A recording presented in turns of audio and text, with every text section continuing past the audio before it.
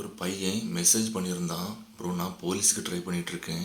எனக்கும் உங்களே மாதிரி ரீமட்டிசம் இருக்கு. நான் வந்து டெய்லி ஒர்க் அவுட் பண்ணலாமா, ரன்னிங் பண்ணலாமா அப்படி சொல்லி கேட்டிருந்தான். தாராளமாக பண்ணலாம்.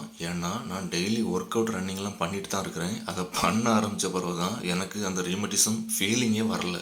எங்கள் ஊரில் ரெண்டு பையக்க சண்டை போட்டுட்டு இருந்தானுவ. அப்போ ஒரு பையன் துரு பிடிச்ச கம்பி எடுத்து இந்த பையன் வயிற்றுல குத்திட்டான். குத்துனது குடல்ல பட்டு லைட்டாக கிழிஞ்சிடுச்சு. அப்புறம் ஹாஸ்பிட்டல் கொண்டு போனால் அவன் பொழைச்சிட மாட்டான் அப்படி சொல்லி சொன்னாங்க. அப்புறம் ஒரு வழியாக அவன் பொழைச்ச அப்புறம் டாக்டர் அவன்கிட்ட என்ன நீ எக்ஸசைஸ் பண்ணக்கூடாது அப்படி சொல்லி சொன்னார். ஆனால் அவன் மறுபடியும் எக்ஸசைஸ் பண்ணி சியான் விக்ரம் தில் படத்தில் வர மாதிரி மாசாக வந்து நின்னான். லாஸ்ட் இயர் எங்கள் கூட ஒருத்தர் ஜிம்முக்கு வந்துட்டு இருந்தார். அவருக்கு வந்து ஸ்மெல் ப்ராப்ளம் இருந்துச்சு. அதாவது பக்கத்தில் இருக்கிறவங்க குசி விட்டா விட அவருக்கு ஸ்மெல் தெரியாது, வீட்டில் வைக்கிற கருவாட்டுக்கறி ஸ்மெல் தெரியாது. அப்படி இருந்தவர் ஒரு வாரம் ஜிம்முக்கு வந்தப்புறம் அவரால் ஸ்மெல்லை உணர முடிஞ்சு. அதனால் இந்த உலகத்திலேயே ஃபஸ்ட்டு மெடிசின் ஒர்க் அவுட் தான். அதனால் தொடர்ந்து ஒர்க் அவுட் பண்ணுங்கள். Stay strong.